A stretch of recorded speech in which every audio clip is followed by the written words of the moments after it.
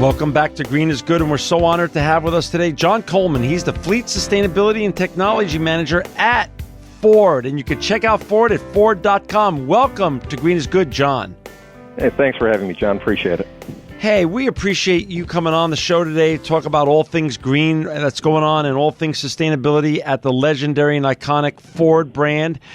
Before we get talking about all those things, though, can you share a little bit about the John Coleman story leading up to joining Ford and what got you into sustainability to start with as a kid or as a young man?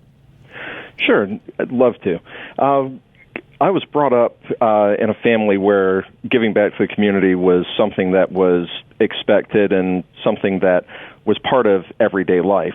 And as I went through school all the way up, through grade school and high school, and as an exchange student, I saw opportunities everywhere to try and find ways to do more good around rather than trying to do less bad, which is a philosophy that I try and work with.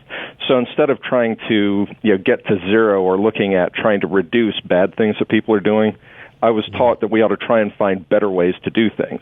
So that helped shape everything that I've done in my life. And when I joined Ford over 20 years ago, I looked at it as an opportunity to try and find out what I could do with the automotive industry from the inside.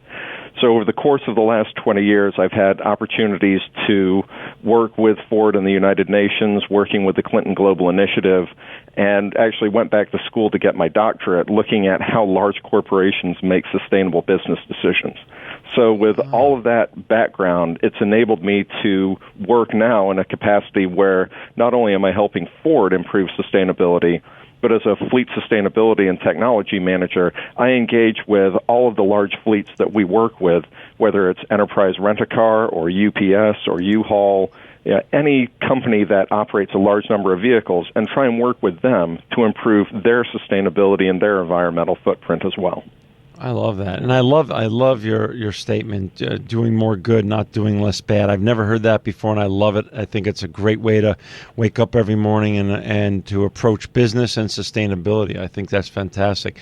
John, we're going to get to talking about all the green things that are going on at Ford, but I also wanted to chat with you a little bit about our great friends over at the Green Festival and talk a little bit about your relationship with them. How long has Ford been a part of the Green Festival, and what was the impetus for you guys to get involved with them? Well, we first engaged with the Green Festival back in 2010, and we really were interested in joining the community that the Green Festival had set up. And the people who were operating the Green Festival were this no-compromise activist group that were really critical over the last few years in helping Ford close a gap in customer perception about the reality of what we were doing as a company and their perception of Ford Motor Company and the auto industry in general as being dinosaurs, if you will.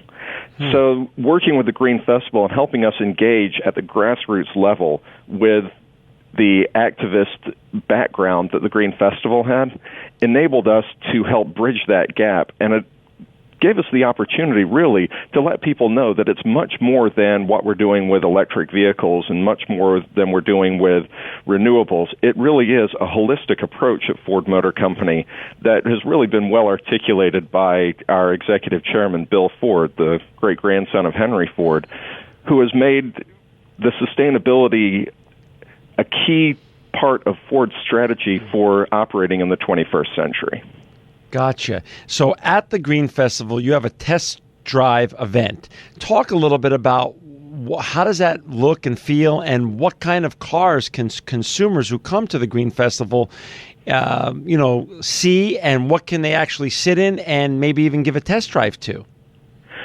We have a wide portfolio of vehicles available at the Green Festival for test driving. We have our hybrid vehicles, the C-Max and the Fusion. We have our plug-in hybrids, which are the C-Max Energy and the Fusion Energy. If customers are interested in an all-electric vehicle, we have the Focus Electric. And for a lot of people for whom electric doesn't make sense or the hybrid doesn't make sense, we also have vehicles with our EcoBoost engines, which are advanced gasoline turbocharged engines, which enable much better fuel economy without sacrificing performance. So we have all these different vehicles out there for people to actually see what we're doing materially with our products, along with the display that we have at the Green Festival that talks about all the other sustainability actions that Ford takes. That is wonderful. So, and do you get to sit in it or test drive it, or how does that work? That they're all there, but what's the interaction with the consumers that come to the Green Festivals and the wonderful electrified Ford cars? The interaction is driving it, sitting in it, whatever makes sense for the customer, whatever information we have.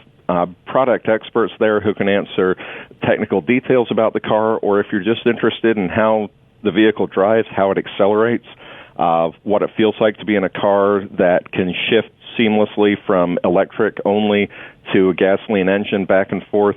All of those things are available. Even the advanced park assist, which when you get back and you're finished with the test drive, the car will park itself.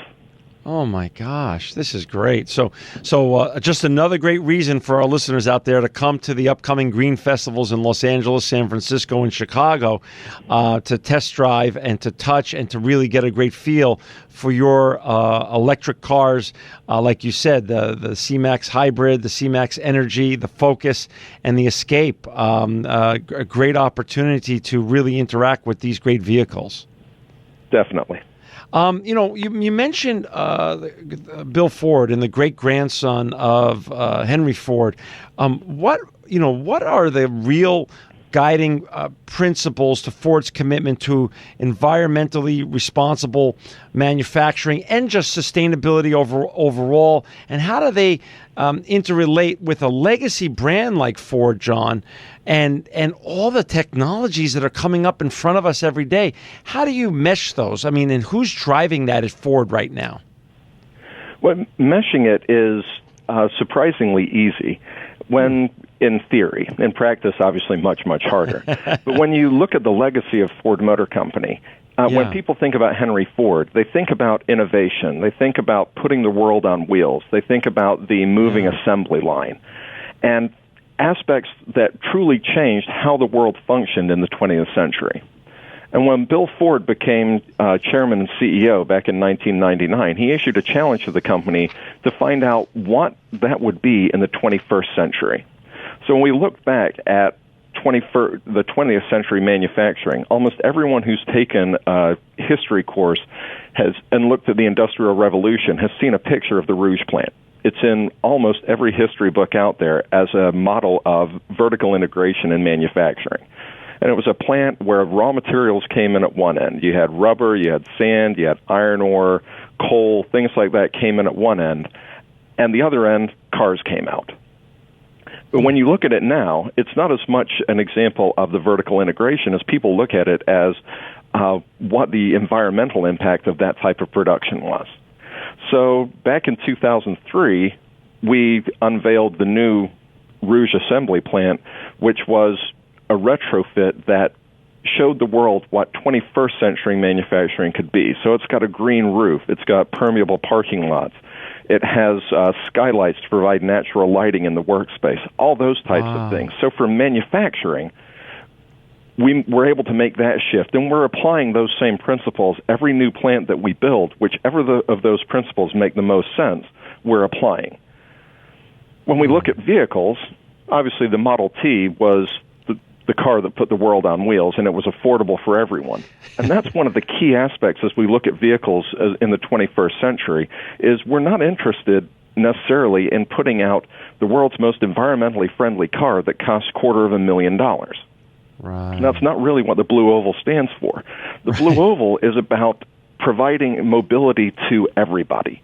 And to the average person, the average wage earner can afford the type of mobility that is provided by a Ford vehicle. So when we look at environmental solutions for vehicles, we're looking for things that we can sell at what is currently prices the market will bear for these advanced technologies. So we have a broad portfolio, everything from electric to natural gas to biodiesel and everything in between. But when we look at making a meaningful impact, the EcoBoost engine, which I talked about earlier, is this advanced technology engine. Yeah. We've sold millions of those compared to tens of thousands of electric vehicles or plug-in vehicles. Now, the plug-in vehicles are fascinating technology, but given the choice of selling 10,000 plug-in vehicles or selling 2 million, EcoBoost vehicles. We realized that EcoBoost was a solution in the near term to provide a fuel savings of up to 20%, which is like everyone walking to work on Fridays, if you think about it, for 2 million people, rather than having 10,000 people that can plug in and are generating less emissions that way. That's a fascinating point, John. I never thought of it that way, that you get to not only be one of the greatest innovation companies in the world, but then you're the democratizer of that innovation. And you bring it to everybody. You make it affordable to everybody. And that makes a lot of sense. You get to really change the world that way. Like you said, in selling 2 million cars of a certain great type of electric car than 10,000. Makes a lot of sense.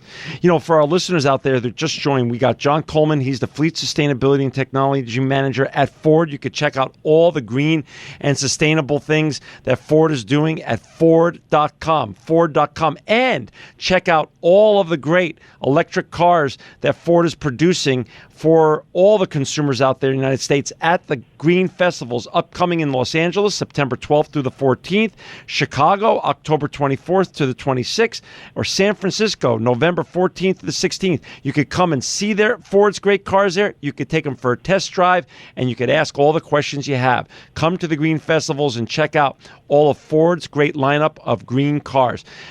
John, going back to consumer demands, where is this going? I mean, obviously, we've seen a huge rise in consumer demand for hybrid electric vehicles in previous years. Where do you see this going? Because you've been now at Ford for over 20 years. You've got great visibility, not only backwards, but now forwards. Where do you see this going in the years ahead? Well, we see continued growth for hybrid vehicles, and it's not just with Ford Motor Company, it's the whole industry. Hybrid vehicles used to be something that was unique, just, kind of random vehicle for tree huggers. It's now become mainstream to the point where we're selling, double the number of vehicles, in the last couple of years than we'd sold before, and it's starting to increase as a percentage of the total industry. It used to be that hybrids were only 1 or 2% of the industry, and over the last year, we've seen that creep up above 4% of the industry. So, obviously, that means 96% of the industry is still not hybrid. Right. But it's the point now where if you drive a hybrid, people don't think anything different about your identity than if you're driving a regular vehicle, if you're driving a pickup truck. It doesn't have the same reference point to a lot of people as hybrids did when we introduced the Escape hybrid 10 years ago. Gotcha. That makes a lot of sense. I've been reading recently, that not only are your engines and all this hybrid technology being implemented in your cars, but also from a sustainability, a holistic point of view, you're making your cars and your vehicles out of more recycled materials. What does that mean with regards to Ford? And can you share, what some of the materials are that you're using in the recycled material process to then implement into your new vehicle manufacturing? I'd love to. We have a lot of recycled materials that we use in our vehicles, and for a long time, they were in parts that the customer never saw. So we recycle plastic into battery casings and different components under the hood and underbody components, a lot of the sound baffles and things that people don't even realize are on their cars. That we were able to use recycled plastics and recycled materials for those types of things. Obviously, the metal in cars has been recycled for a while. With the introduction of the new 2015 F-150 being mostly aluminum, that will improve the recyclability of vehicles significantly.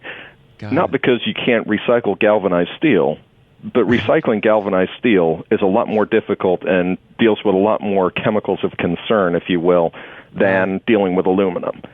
So when we look at recycled materials, in the past, it's been things that the customer didn't see. Now we're starting to put it into things the customer does see, obviously like the sheet metal, but also in interior components like seat fabrics.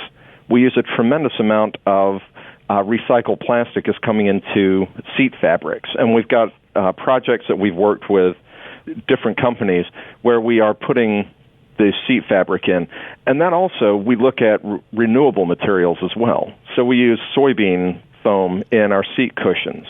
And we recycle denim into our firewalls. There are all kinds of recycled and renewable materials that we have in our vehicles, and we're not stopping with what we're doing now. We've got things like we're using dandelions to define a new type of rubber. So that kind of white goo you got on your hands when you were a kid and you were playing with dandelions, turns out we can use that to make rubber.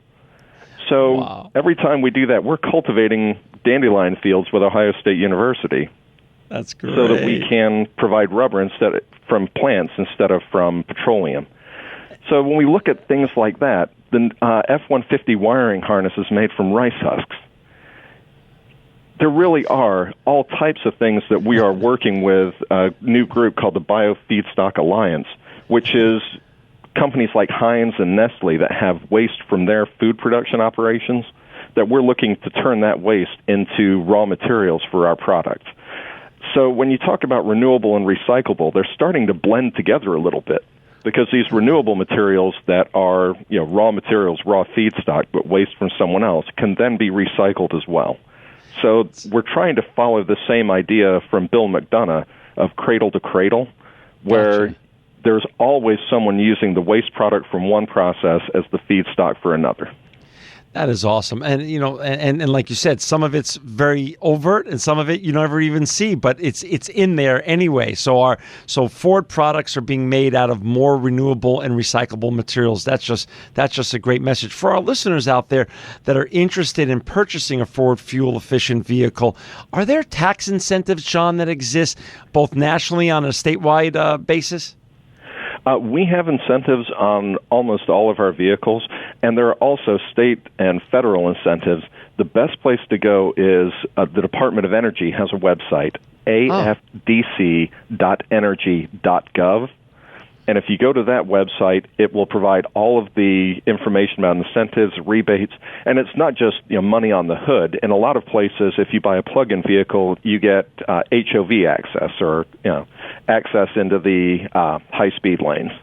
Gotcha. So there are all types of incentives to try and get people to purchase plug-in vehicles that run on natural gas, and like I said, we'd much rather rely on a third-party source to provide people that information. And also, if you check with your local dealer, most of them know all the incentives that are available as well.